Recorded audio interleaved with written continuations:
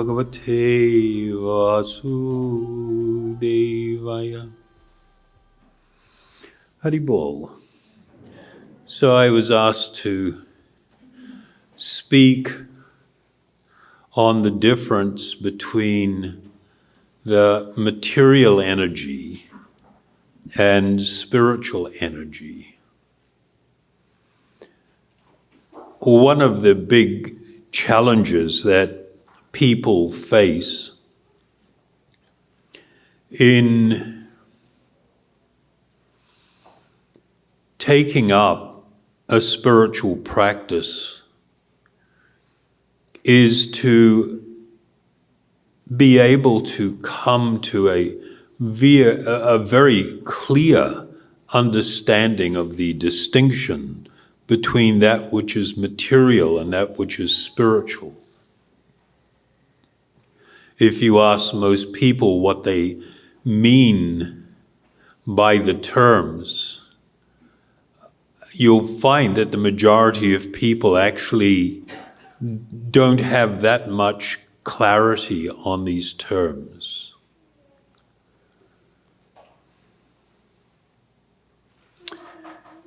The Vedas offer some extraordinary insights that offer great clarity on this subject. In the world today, you ask people, most people will recognize, yeah, it's good to be more spiritual, it's not good to be materialistic. But when you ask them what it means to be more spiritual, they will often reference things like, oh, I'm a spiritual person, I'm more drawn to nature. I like, a peaceful, natural environment. Without understanding that a natural environment is also material. And that's kind of like, what? That sort of rocked my world a little bit. But I thought if I really liked all of this kind of stuff, and I'm into rainbows and butterflies, that I'm going to be a really spiritual person. And the answer is, well, not necessarily. Or perhaps even maybe not. The material energy is described in a number of different ways, but fundamentally it will have specific characteristics. One is that it goes through cycles of creation and destruction. It is constantly in change, constantly changing. Whereas that which is spiritual is eternal, is not subject to change. And right there, it's kind of like, well, when I start trying to think what that means to me and how it relates to me and my life and what I'm thinking. One of the foundational understandings of a genuine spiritual life is to come to this appreciation that the body which I am currently inhabiting is actually not me. It actually has nothing to do with me. I will be in it for some time. It will go through all this transformation. It will age. If I get to hang out in it long enough, it will significantly deteriorate, and I will be forced to leave it. That's what they call death.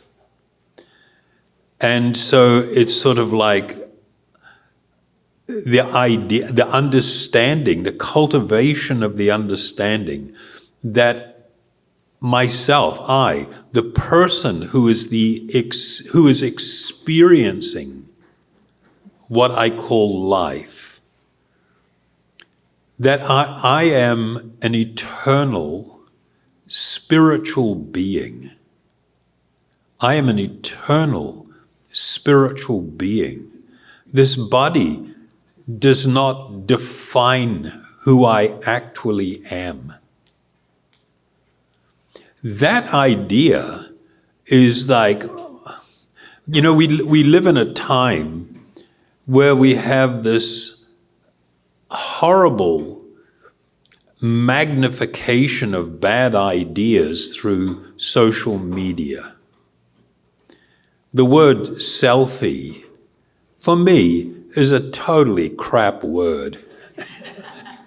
Because you can take a picture of your body at any moment in its journey of growth and development, deterioration up to death, but that's not really a picture of you.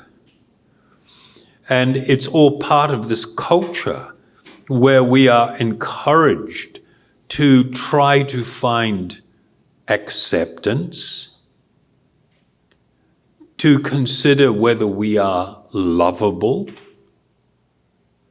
to consider whether we are attractive, to consider, what is the possibility of actually experiencing a deep and real love. If I tie all of those things to the body that I am wearing around, this is a formula for unhappiness. It cannot produce permanent, deeply peaceful and satisfying happiness. It can only have the opposite effect.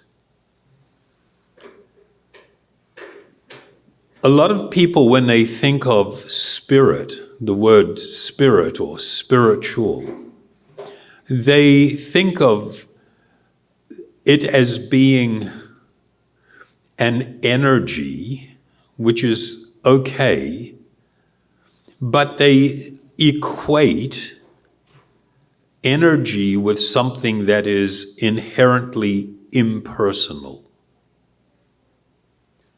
The truth of the matter, and this is absolutely mind-boggling if you can actually come to deeply appreciate it. The body, by nature, is impersonal. When the living being leaves the body and it falls over, we see its actual nature.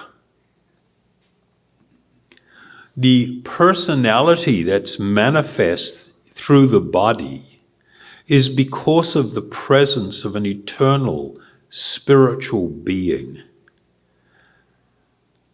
And one of the characteristics of an eternal spiritual being is that we are inherently persons.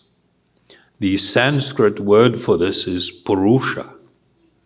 Purusha literally means a person, the one who is able to enjoy, the one who is able to experience.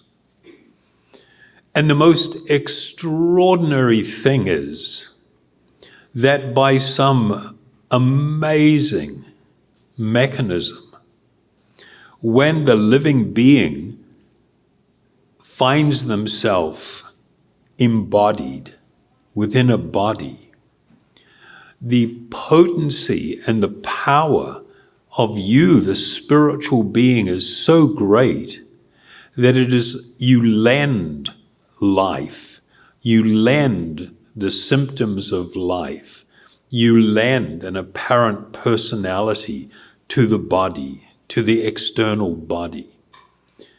And most people, though, in this world will go through their entire life absolutely and completely absorbed in the wrong idea that the body is who I am. All the way up to the end of the life in this body, people will be lost in this erroneous conclusion, and they will not have come to discover their true self, to experience the truth and the wonderful reality of my eternal spiritual nature. The symptom of the presence of the spiritual energy is life. The material energy does not have the characteristic of life. Life is a symptom. Anywhere where you see life, it is because of the presence of the spiritual energy, the energy of the living being. It is called the Jiva Atma. Atma means the self, and the Jiva refers to life and to living. The reality is that anything that we look at where we can see some symptom of life is because of the presence of this spiritual energy.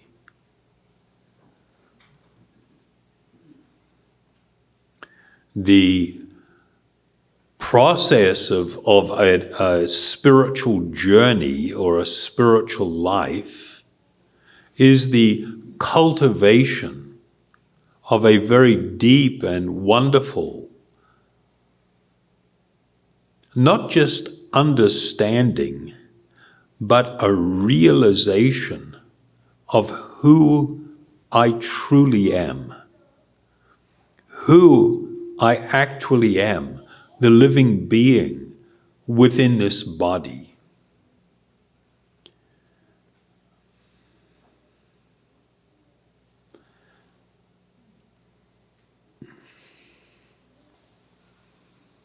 There is factually nothing more liberating. There is nothing more powerful in terms of its ability to free you from experiencing emptiness, loneliness, unhappiness, states of depression, fearfulness, finding no home, although we desire a home.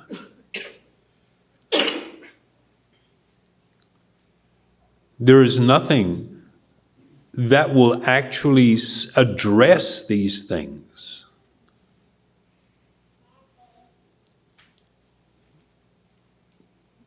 In the same way that the realization of my spiritual identity, who I am as a spiritual being, the effect that that will have on my life, that will transform not only the way I look at myself and where I seek happiness, where I seek a home, where I seek love, where I seek fulfillment.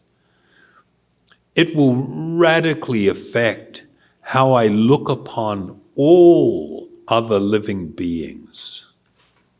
And it will radically impact how I look upon this world.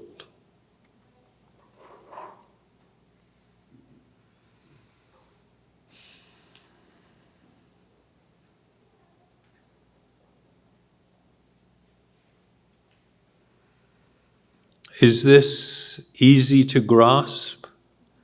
Does anybody have a problem with it? We can handle this, okay? Part of the discovery and to become more intimately connected with the spiritual dimension, with the spiritual being, my true inner being. Part of that experience will be that I come to recognize that many of my desires and pursuits in life are actually coming from a spiritual source, but they are being due to misidentification, we head into really bad directions. I'll give you an example. Every single living being desires happiness, right or not? You know anybody that's really happy about being on a bummer? They aspire to be deeply lost in unhappiness and on a bummer? No. We desire happiness. And the reason that we desire happiness is because it is part of our inherent spiritual nature. The spirit soul itself naturally exists in a state of limitless happiness. And because that is part of our deeper and eternal spiritual nature, we've kind of lost the plot. We're so caught up in this external garment of the body and the mind, which also covers us. And then we think, oh, okay, yeah, we have this perpetual desire for happiness. And so we approach things in a very limited way. I just try to stimulate my body and my mind. I feed it things. I listen to things that are all trippy and I like. I like to look at things that stimulate my sight. I like to feel nice, gentle things caressing my body. You know, I'm just kind of like constantly directing the search for happiness towards this external garment, this vehicle. And because of this, we suffer terribly from spiritual malnutrition. We feed our bodies, but we don't feed the soul, if I can put it that way. And it doesn't matter how stimulating things can be, how extraordinary the experience can be, it never touches me in the core of my being. Even at the moment when I'm lost in some intense sensual experience, I'm like, you know, but then as soon as that moment passes, again, I'm in that lonely place. I'm in that unfulfilled place. I'm in that space where I'm looking for more meaning and purpose and a greater form of happiness that's actually lasting, that doesn't just, reach a peak and then dies. I desire it so much because it is part of my eternal spiritual nature. The other great driver is the desire for love. To both love and to be loved. This is actually probably more powerful than the desire for happiness. But once again, we seek to fulfill what is actually a spiritual need and desire with limited material personalities in a limited and temporary world. And so while we may have nice relationships, we may even feel that, yes, I actually love someone and they love me. At the same time, I have the experience that this is not completely fulfilling. There's got to be a higher ideal. And so everybody loves a good love story or a book or something. People like it. People are drawn to it because we have this greater ideal that's actually driven by a spiritual condition, a spiritual desire.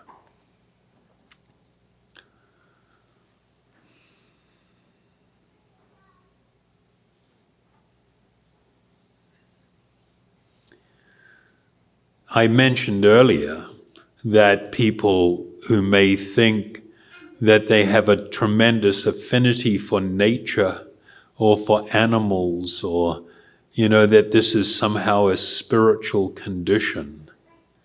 And I said that it wasn't. This is actually a really big subject. It's a really big subject. But I'll just say a little about it, just in case somebody is wondering, what the hell is he talking about? There are different types of invisible forces within the world. They are categorized in three primary categories. One of them is called the mode of goodness. Another one is called the mode of passion. Don't worry, you don't have to learn this or anything. And the third is the mode of ignorance. And when people are influenced by these, which are material energies, in the mode of ignorance, one is, you see these places on the big cities where you have all these people with needles hanging out of their arms, and they're either taking copious amounts of drugs and fentanyl and stuff, or alcohol, or prescription medication, but then they're just like zombied out. Their life is just purposeless and empty. This is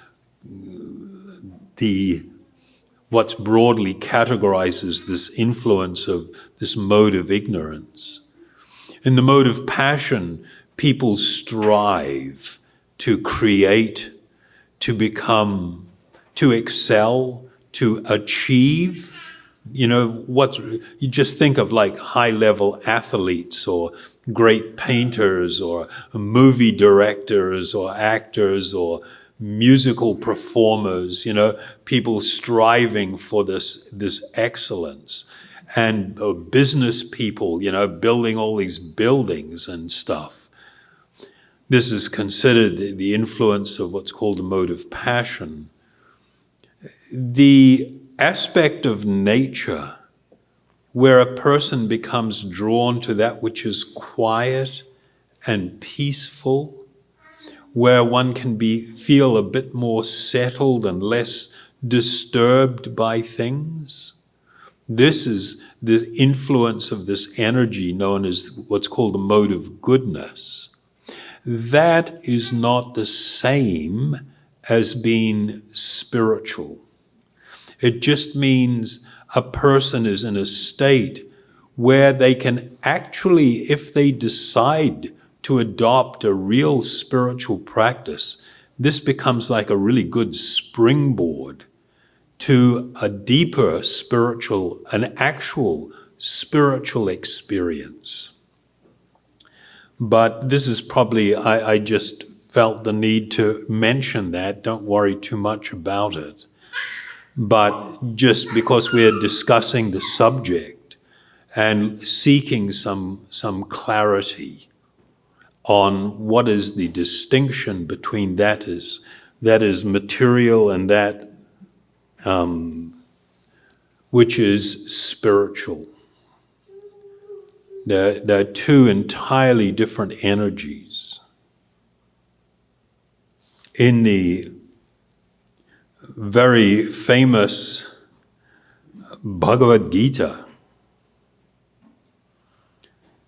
there are a couple of verses that describe the breakdown and nature of the material energy.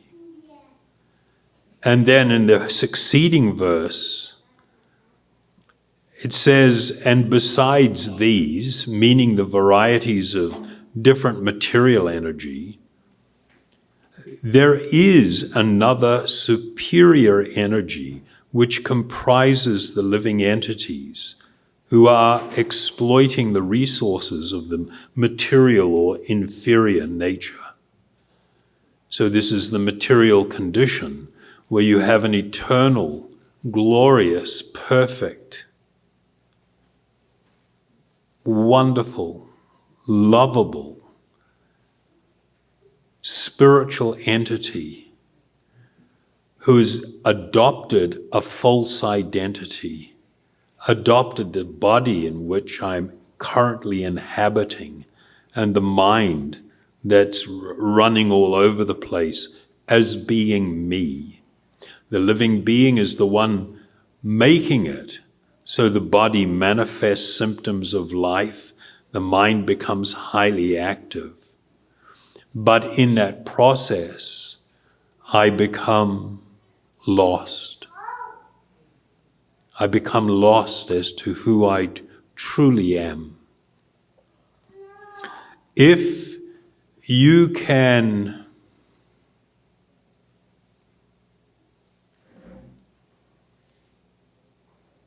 begin a spiritual journey,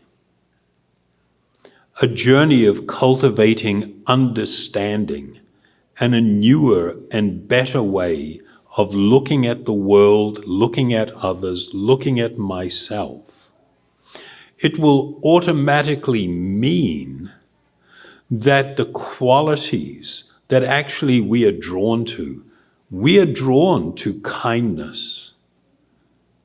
We are drawn towards gentleness. We are drawn towards the humble souls. The arrogant, the loud, the violent, that's not attractive. Not really. But my heart becomes drawn to that which is innocent, towards kindness, towards gentleness, towards humility. If I actually cultivate a genuine spiritual life, not only will I increasingly be drawn to that type of person or those types of things, I will tend to manifest these things also, which will greatly help restore a wonderful balance and a gentleness to my life. Apart from cultivating some understanding of spiritual truth, the greatest thing that you can do to bring about a transformation, a realization. You know what the word realization means? Anybody want to have a shot? What is realization? Realize what is real? Huh? To realize what is real?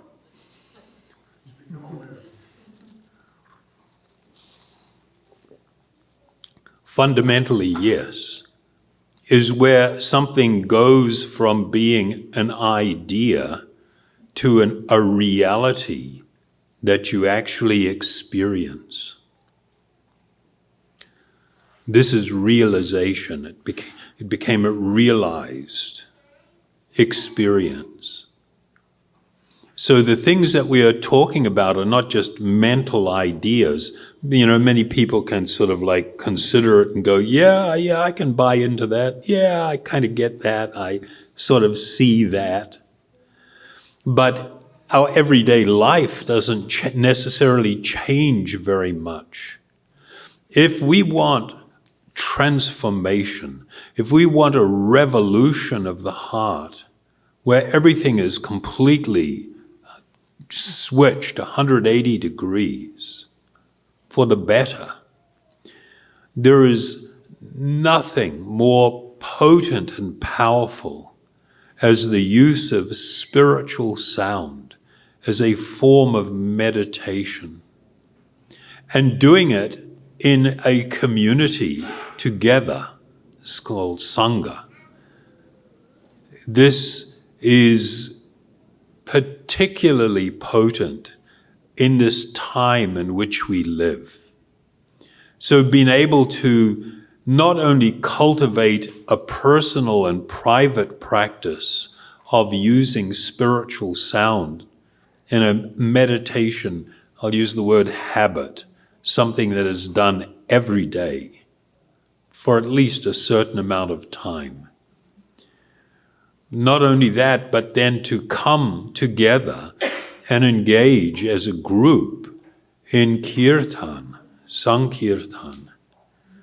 It is powerfully transformative and can change your heart, can purify your mind, and gift you with deep understanding and spiritual vision, and begin to awaken this increasingly wonderful perception of my actual spiritual identity. So that's what's been offered. And I think that's about all I got for now. Anybody have a question? Or if you like, after I was going to lead a meditation, a kirtan, and perhaps afterwards, if anybody has question, you want to hang or then we can do it for a little bit. Yeah, just so we don't hold everybody else up who may have other things they're committed to doing. So we can do that after the kirtan. Thank you all very, very much for giving me the opportunity to share these wonderful truths. So we will chant a little.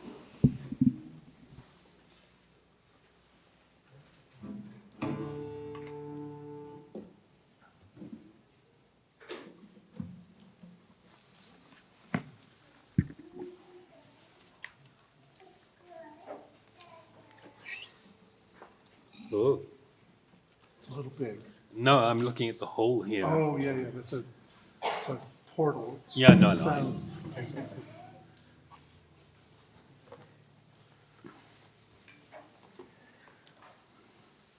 So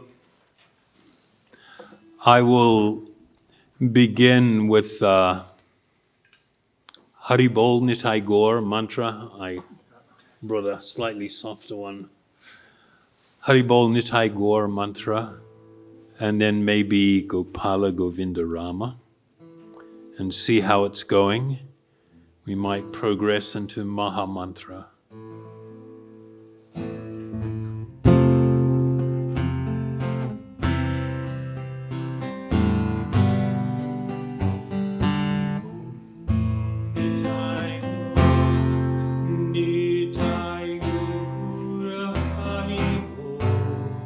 Hari Bol.